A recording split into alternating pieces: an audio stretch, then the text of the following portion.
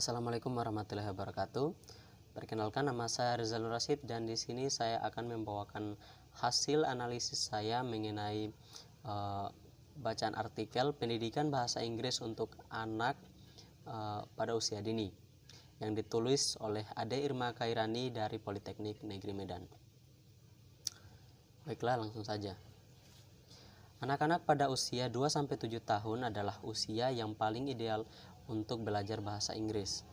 Ia juga menambahkan bahwa pada rentan usia ini, anak-anak sedang berada pada golden periodnya atau pada masa keemasannya.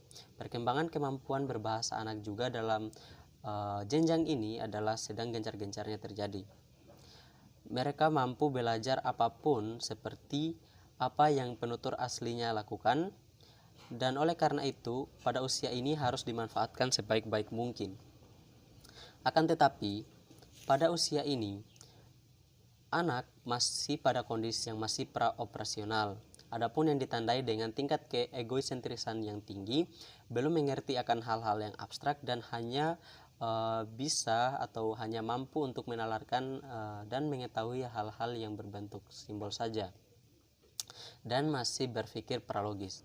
Di artikel ini pula dikatakan bahwa perkembangan anak memiliki beberapa tahap dan pengidentifikasiannya.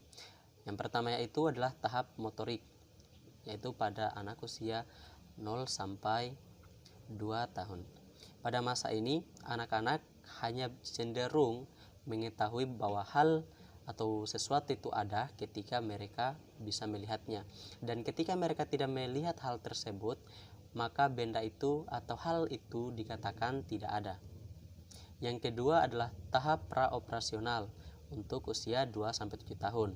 Di mana seperti yang saya telah paparkan sebelumnya, di sini dapat diidentifikasi dari sikap anak-anak yang masih memiliki sikap egosentris yang tinggi dan hanya berpikir subjektif, dan penalaran mereka lebih cenderung kepada simbol-simbol.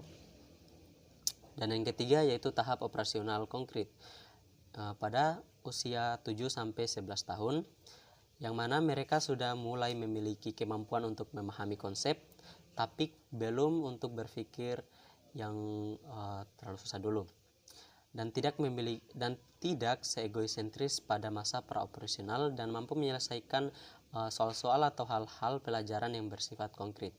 Dan yang keempat adalah tahap operasional formal, yang mana pada usia 11-5 tahun penerapannya ini adalah anak usia dini tadi sudah mulai mempunyai pemikiran-pemikiran akan konsep-konsep, sudah tidak egosentris lagi dan mampu menerima pendapat orang lain dan baik. Dan pada usia ini juga pola perkembangan sikap dan perkembangan perilaku anak sudah pada tahap yang sempurna. Adapun menurut artikel ini, di sini menjelaskan tentang keberhasilan apa yang akan mendukung proses terjadinya pembelajaran pada anak usia dini. Yang pertama yaitu guru yang berkualitas. Guru yang berkualitas akan sangat membantu anak-anak dalam belajar untuk belajar bahasa Inggris khususnya. Yang kedua, sumber dan fasilitas pembelajaran yang memadai dan memenuhi syarat. Yang ketiga, kurikulum yang baik, sederhana dan menarik. Adapun metode-metode dan teknik-teknik yang digunakan untuk mengajarkan anak usia dini kepada bahasa Inggris ada beberapa menurutnya. Yang pertama, storytelling, kedua role play, ketiga art and craft, dan keempat games, selanjutnya show and tell, dan yang terakhir music and movement.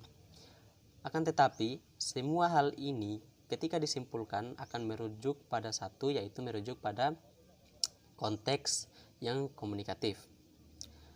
Adapun teknik dan metode yang sangat sesuai menurut penulis adalah music and movement.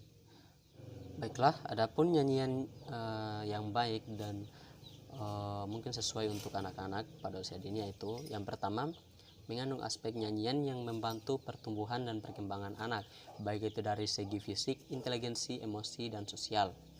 Yang kedua, isi lagu yang sesuai dengan anak-anak, bahasa yang digunakan sederhana, dan tema yang mengacu pada kurikulum yang digunakan. Dan baiklah, mungkin itu saja yang dapat saya sampaikan mengenai hasil analisis saya tentang artikel dari Ade Irma ini, Ade Irma Khairani. Dan saya tutup dengan ucapan billahi taufiq wal hidayah. Wassalamualaikum warahmatullahi wabarakatuh.